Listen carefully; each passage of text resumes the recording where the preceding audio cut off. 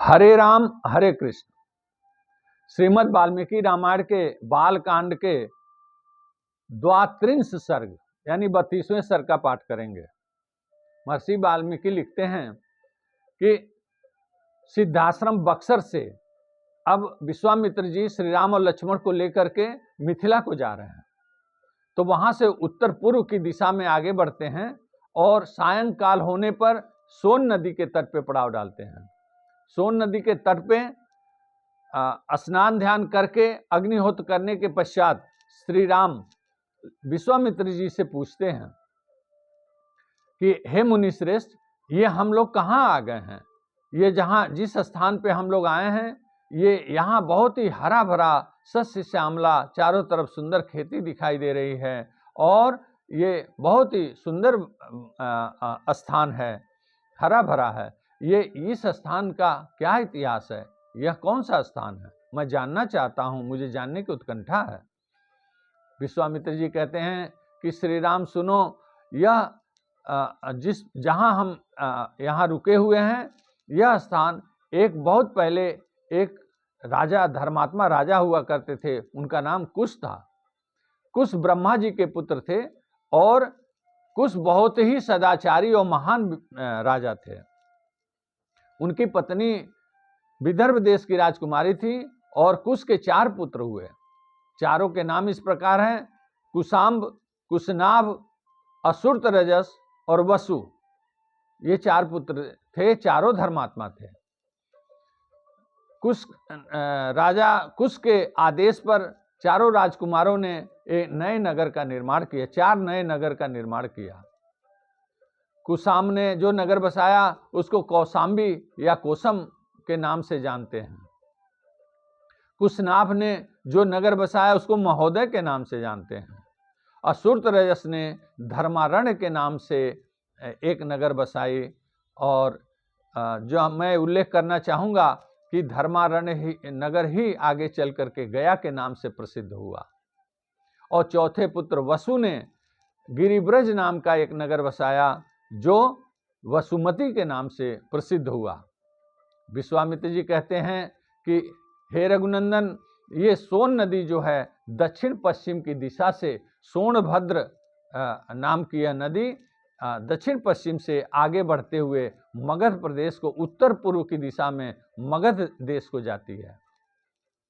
मगध देश को जाने के कारण इसका नाम सुमगधी और मागधी भी है। इस मागधी नदी के चारों तरफ जो है बहुत ही हरा भरा सुंदर सस्य श्यामला खेती और खेत, हरे भरे खेत दिखाई दे रहे हैं। यह नदी 5 पर्वतमालाओं को छूते हुए आगे बढ़ती है। जहाँ से ये इसका उद्गम है, वहाँ से ये सोनभद्र नदी जो है आगे बढ़ते हुए, और ये जो है 5 पर्वतमालाओं को छूती है। ये चारों धर्मात्मा पुत्रों के जो चारों नगर हैं, इन्हीं 5 पर्वतमालाओं के बीच में है, जो बहुत ही सुंदर, सोन नदी के कारण इनका दोनों तट बहुत ही सुंदर और हरा भरा है। यहाँ सुंदर हरे भरे खेत चारों तरफ जो दिखाई दे रहे हैं, यह सोन नदी के कारण है। अब एक कथा मैं और सुनाता हूँ, श्री राम ध्यान से सुनो। राजा कुश के दूसरे पुत्र कुशनाभ की जो पत्नी थी, वो घृताची नाम की अप्सरा थी।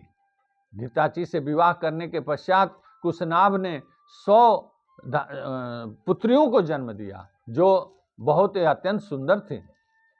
धीरे धीरे उनका युवावस्था आने पर वो और भी, उनका लावण्य रूप और भी सुंदर हो गया।